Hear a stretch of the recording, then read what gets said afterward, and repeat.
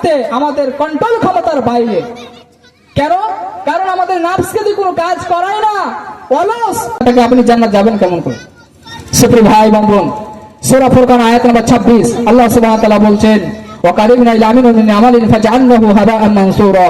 আমি তাদের আমল থেকে অগ্রসর হবো কিয়ামতের মাঠে, আর সে আমলগুলোকে নিয়ে মাটির ধূলিকণা নাই নিশ্চিত করে দেবো।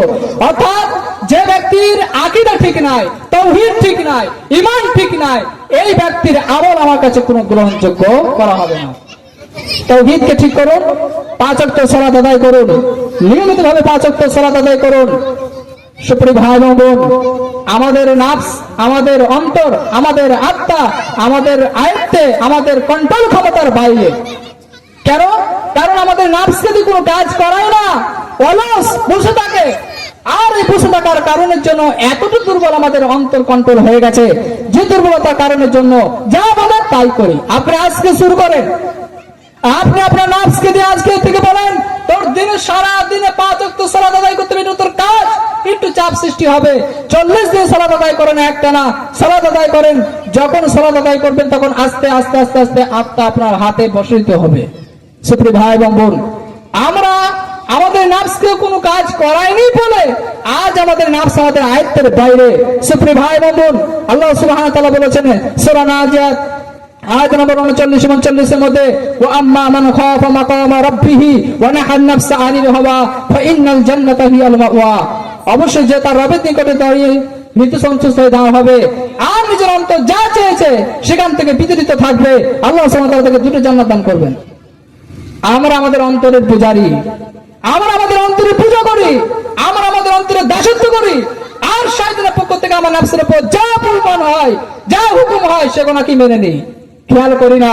সহিহুল মুসলিমে প্রবেশ করবেন, বাড়িতে প্রবেশ করে বলেন আসসালামু আলাইকুম, সালাম দিলেন বাড়িওয়ালাকে।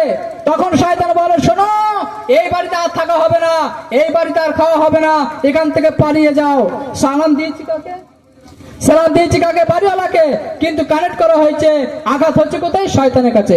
সুপ্রিয় ভাই এবং বোন, এইভাবে যদি যত দোয়া আছে কোরআন সুন্নাহর আলোকে, সমস্ত দোয়া যদি আমাদের অন্তরে, আমাদের জীবনে অতিবাহিত করতে পারি, বাস্তবে রূপ দিতে পারি, শয়তান আমাদের কাছ থেকে পরাজিত হতে বাধ্য।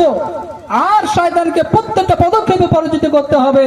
তবে মনে রেখে দিয়েন, শয়তানের পরাজিত করা অত সহজ নয়, তার থেকে বেশি ক্ষমতা আপনাকে রাখতে হবে। সুপ্রিয় ভাই এবং বোন, বলতেছিলাম আজকে আমার এই সংক্ষিপ্ত আকারে যেটুকু আলোচনা হলো, এখান থেকে আমার সারাংশ হলো, এক, সেটা আমরা তাওহীদ প্রতিষ্ঠিত করব এবং সালাতকে 5 ওয়াক্ত ভাবে কায়েম করব।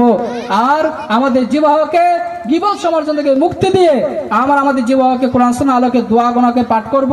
যে দোয়া গোনাকে মাদ্রাসায় শেখানো হয়, এটা পৃথিবীর কোনো কলেজ ইউনিভার্সিটিতে শেখানো হয় না, শুধুমাত্র মাদ্রাসায় শেখানো হয় যে শয়তান পৃথিবীতে আছে আর আপনার আমার উপর নাফসের উপর কন্ট্রোল ক্ষমতা আছে।